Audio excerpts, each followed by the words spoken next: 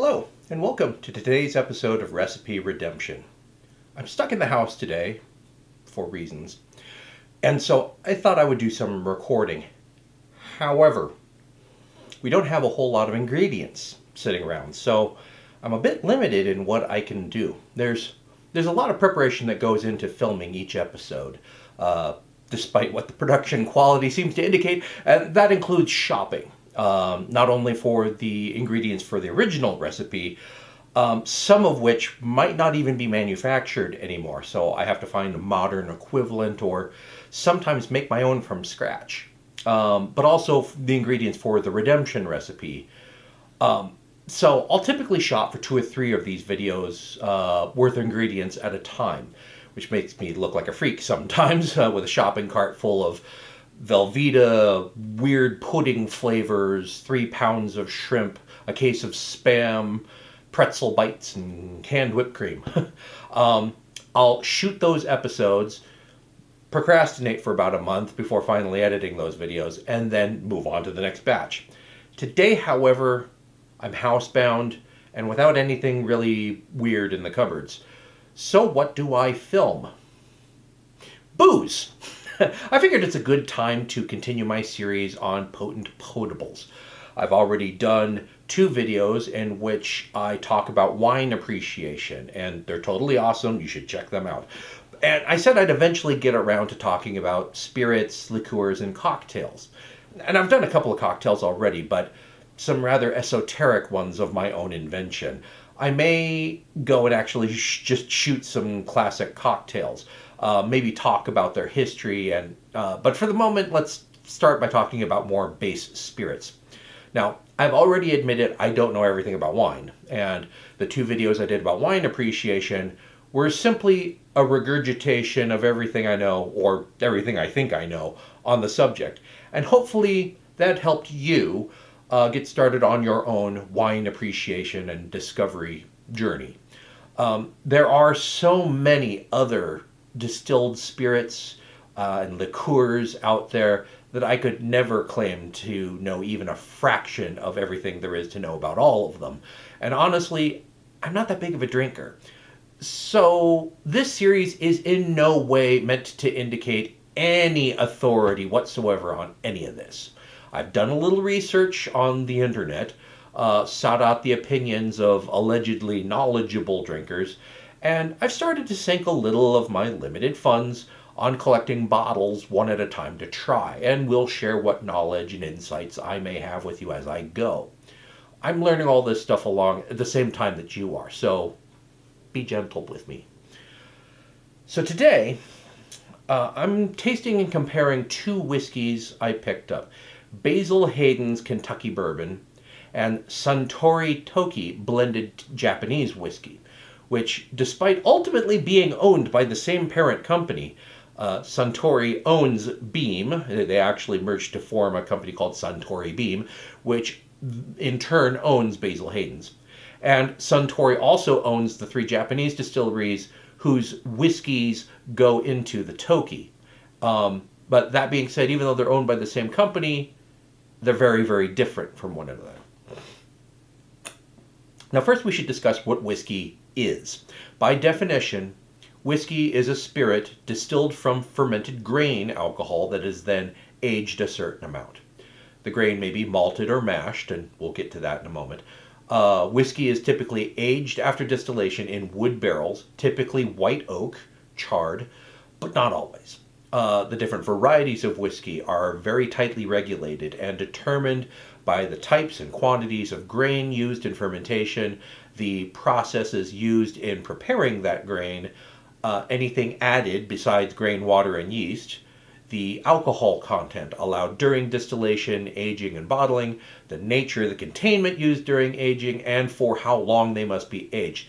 So there's a lot that goes into crafting the flavor and character of each individual whiskey, and there's a lot of variables that they have to juggle. In the U.S., the beverage must be at least 40% or 80 proof to be called whiskey.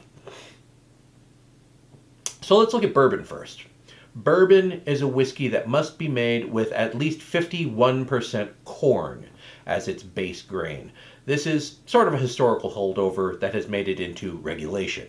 In the 1800s, immigrants to Kentucky would often ferment surplus corn to produce whiskey, and the region became known for its corn whiskey. And in fact, corn whiskey kind of became synonymous with Kentucky itself, such that a little over 120 years later, it was decided that Kentucky bourbon whiskey would henceforth be produced with the aforementioned minimum 51% corn from that point onwards. Bourbon must be distilled to no more than 160 proof, or 80% alcohol. Enter the barrel at no more than 125 proof, so it has to be watered down to less than 62.5% alcohol. Must be aged in newly charred white oak barrels and cannot be bottled at less than 80 proof, like I said, 40% alcohol. The second component is often rye. And a high rye bourbon is between 25 and 35% rye in the mash bill, and the Basil Hayden's is a member of this subset. The rye gives it a slightly spicier flavor and sometimes hints of baked goods on the nose. Bourbon always has to have that 51% corn, however, which means, very generally speaking, a slightly sweeter final taste and a subtle leatheriness on the final finish, especially as it ages. Those are some of the descriptive terms you'll hear. And when I say sweeter, this is merely a descriptive term, as there aren't really any more residual sugars in bourbon than any other distilled spirit. It's possible to get vanilla, which is possibly a barrel flavor, and maple syrup or brown sugar being common sort of tweaks to that overall sweeter taste. Leaving you with that leathery finish I mentioned before. Now, to talk about Japanese whiskey, which the Toki is. There are a couple of different types of whiskey you'll find in Japan. The first of which is shoju, which is most commonly made from rice, but it can also come from such things as like sweet potato or barley. It's first inoculated with koji, which is a type of mold that is also used to make sake and soy sauce, which breaks down the starches into sugars before fermentation. Because shoju is made anywhere between 0 and 45% alcohol, and it isn't aged in oak, and it doesn't legally meet the definition of whiskey by international standards. So it's often referred to as rice wine. But you need to be careful, because slugging down that 79.9 proof wine can get you in a lot of trouble. I've seen it happen personally. The second whiskey you'll find in Japan is the more European style of malted barley and rye you'll find in Scotch and Irish whiskeys, both single malt and blended whiskeys. They're aged in charred oak, sometimes often replacing the peat used to malt the grains in a true Scotch with burnt rice husks for that final sort of subtly smoky finish that distinguishes it from actual Scotch. And none of it can be labeled as Scotch because it wasn't made in Scotland, but it is often very, very close in flavor and aroma. This is not by accident, as they had originally set out to emulate the Scottish way of making whiskies before setting off in recent years on their own path. There's several different YouTube videos that I've run across that go into much, much more depth into the sort of history of Japanese whiskeys than I have time to. I'll put those in the comments below if I remember to. Now, so for this portion of the video, I've dragged you out here so that we can share this experience with Chris. My sense of taste was shot off in the war, so I kind of depend on her to tell you what these actually taste like with any sort of accuracy. Now, we're going to start off by tasting the Toki. It's a Suntory whiskey company.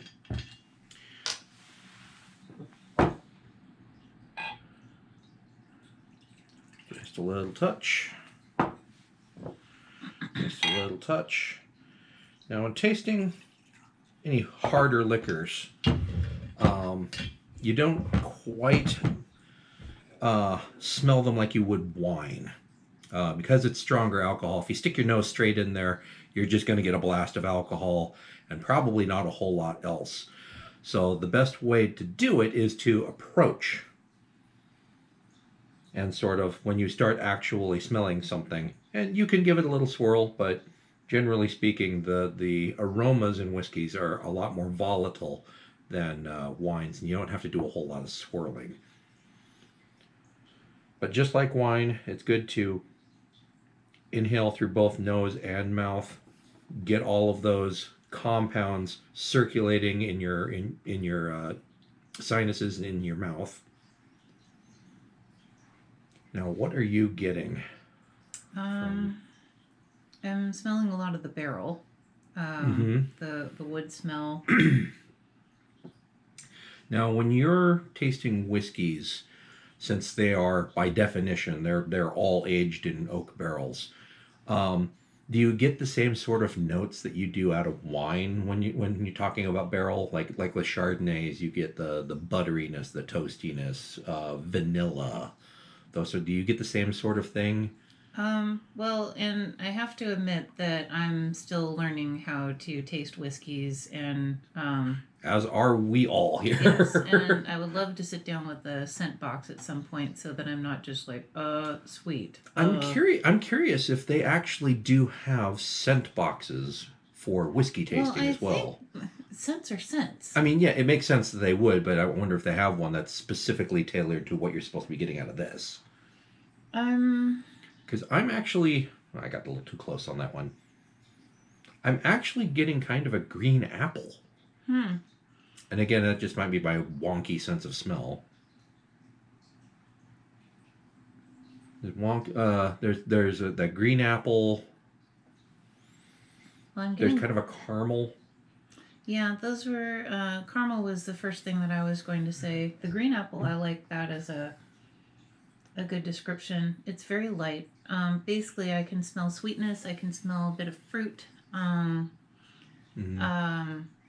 It's not as like really sweet as you would find in wine, but and then I swear I can smell wood. I mean, like somebody was just running a table saw nearby. Interesting. Yeah, so it has that kind of same and freshly sawn wood and sawdust has that kind of pleasant, sweet, herby, earthy, light smell like what I'm getting out of the whiskey. Interesting. Shall we?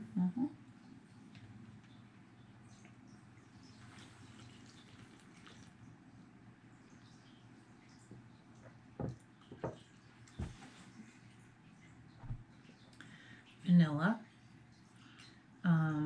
butter, spices, that's the alcohol, but I would say baking spices. Heading a little bit more into the nutmeg and even like cardamom direction. Let's see. And on the finish, it smooths out nicely. And it has the bite of the alcohol, but it smooths out into a very lovely finish. But again, I'm kind of struggling for words to describe. Yeah, and I mean, you're not a whiskey sommelier, so it's certainly not expected that you would have the whole, list of possible flavors just at the right there at the tip, on the tip of your tongue. Yep, not even. The thing is that you're getting way more than I do. That's my problem with, really all hard alcohols, but specifically whiskeys, is that I just get the alcohol. And it's only on the finish after the alcohol has actually evaporated away, after I've already swallowed and the residual alcohol has evaporated away, that I get anything. And so, people are just like, ooh, immediately they take a sip, like, ooh, there's, whatever, there's butterscotch, there's this, that, and the other. I don't get those. So I'm going to try this, Okay. which is just water. Yeah. And the idea, since I talked about this on the video that I ended up actually deleting. Oops. Hey. Oh, my turn. Okay. The whole idea behind adding a couple drops of water to your whiskey is that a lot of the flavor and aroma compounds, the volatile ones, are alcohol soluble. So by adding a little bit of water, you're diluting it down, and there's a little bit less by percentage of alcohol. So some of those aromas and flavors are actually allowed to express a lot more clearly. Like I am getting a lot more. I'm getting more caramel. Yeah, definitely a lot more caramel. A bit of butterscotch and oddly a little bit of banana. Yeah, yeah, I get that. But it would be like roasted banana. We're not talking green banana off the tree, but yeah. Makes sense. See how it tastes.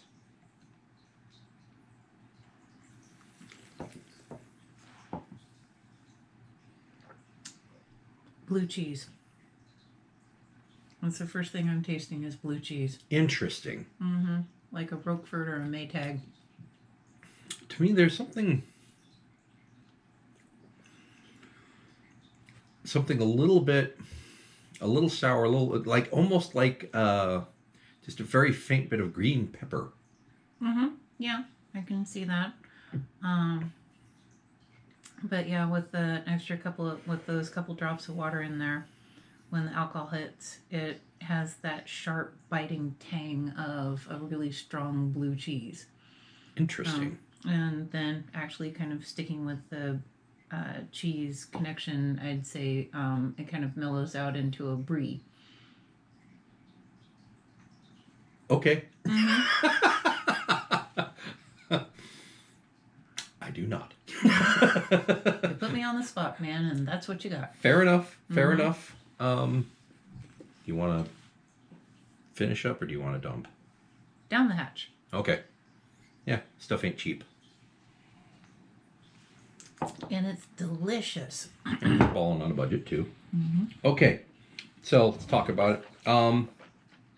Again, this is a blended whiskey. It is a Scotch style whiskey. They tried to essentially copy the Scotch style of whiskey making up until really very recently, and then they started tinkering with it and doing some different things.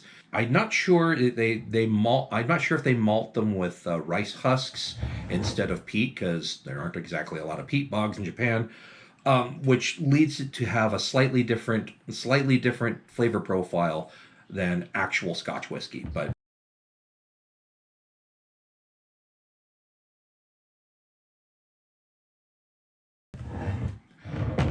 we are comparing that with the Basil Hayden today. Do you think we need to rinse? I was wondering about that. Let's go ahead and rinse the glasses.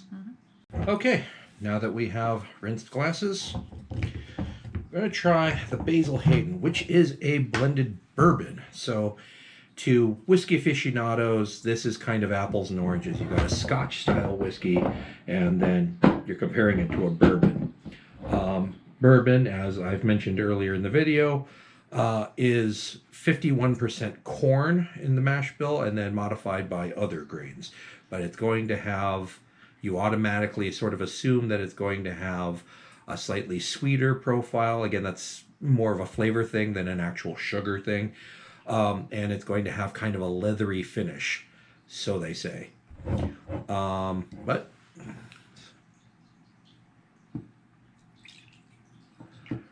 and full disclosure, Chris has actually had this before and really likes it, so I would like to discuss what about it do you like? Oop, good catch. Thank you. What about this do you like? Well, I think on first sniff, That is sweeter. yeah, it's got a little bit of more sweeter, different notes to it. You can kind of, for a beginner, it was easy for me to pick up the caramel, to pick up something other than just alcohol and wood. Mm-hmm. And it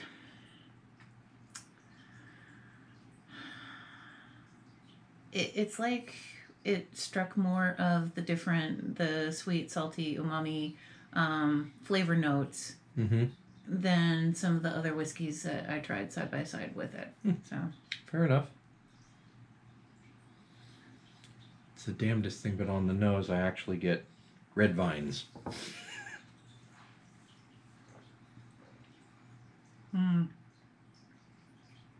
Well, it is not as so much. much smoother. It's not as burny with the alcohol. And there are so many different flavor compounds that come out. I think since I'm still kind of new with the whiskeys, I like something that has a little bit of a sweeter and smoother finish. Mm-hmm. Some people might prefer more of the bitter spectrum or the, knock you upside the head with the bottle Sure. experience, Sure. and I prefer things that are more in the caramelly, fruity, um, but it's luscious is the best way I can describe it. Okay.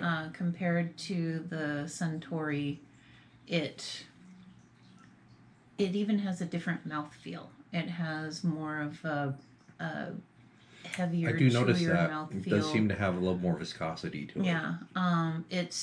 It's got more oomph to it, and the Suntory feels lighter. I mean, not weaker, but just lighter. Mm-hmm. And you know, like the Suntory would have some light caramel. This would be the dark caramel, and then has a little bit of like yeasty bread flavor to it, a little bit of toasty notes. Do you get any sort of nuttiness? Yes. Because after about a minute after I've actually swallowed, I suddenly start kind of tasting this hint of pecan. Interesting. Yeah. I'd say, yeah, it's been a while since I've eaten a pecan. I was going to say walnut, but I would say that pecan is actually probably more appropriate because it's not as bitter, and so that's the overriding flavor I get from walnuts is that bitterness. Yeah, and I would agree that the roasted pecan, it has that kind of flavor profile with it. Very smooth. So that's why I enjoy that, because you can drink it straight and you're not. Well, sure, and that's sort of the thing of, whiskey snobs will say, well, you have to, if you're going to drink whiskey, you really, and seriously, then you really need to drink nothing but Islay scotches, or Speyside scotches, scotch just in general, and all the other whiskeys are for dilettantes and beginners. Yeah. But honestly, you like what you like, and if you prefer a certain flavor profile, then that's fine, and you shouldn't have to go for super smoky. Or super peaty, or just like strong. Or like with beers, some people think that if it isn't super hoppy, then it isn't a good beer, or if it isn't super like strong, like a dark ale or something, then you just don't have any taste or any sophistication when it comes to beer. Like, okay. And you could be a chain smoker, and that's all you can taste anymore too. Yeah, and I mean everybody's different. Your experiences are different. Your senses are going to be different, and your life and lifestyle are going to be different. So you're going to prefer different things from other people, and that's okay. I've been watching the Whiskey Tribe on YouTube, and they have probably the best advice when someone asks them, what is the best whiskey for me to drink? And the only answer that they can give is, you drink the whiskey that you like, the way that you like to drink it. Yeah. And that's it, because there's no way that they can tell you this is going to be the best whiskey for you, because you're a different person. Yeah. And so if you like something that's sweeter, by all means, buy the thing that's sweeter. I do have to say that starting out, all I had exposure to was things like Jack or Maker's Mark or things. Sure. And or actually Scotch. Dad drank Scotch, and it was Scoresby's or Johnny Walker, and those, some people swear by them, but when I was younger, all I could smell or taste was just alcohol-soaked wood. And so I could never understand what was the appeal to this. Have you tried any of them more recently? Jack, yes. And Jack is kind of like,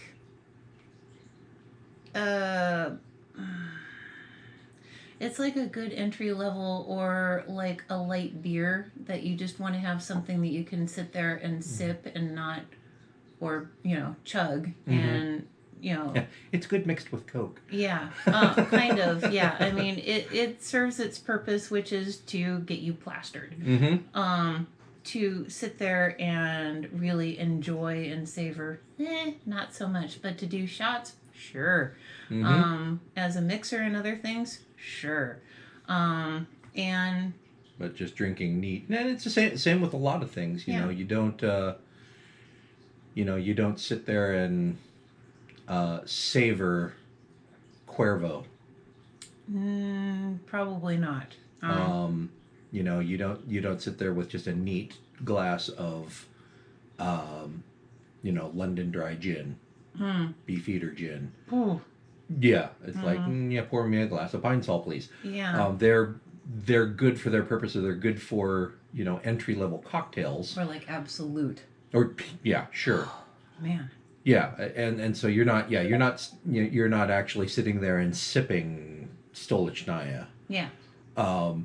They're all entry level. They're fine for mixing into entry level cocktails, for cheap cocktails, but they're not great for drinking on their own. Right.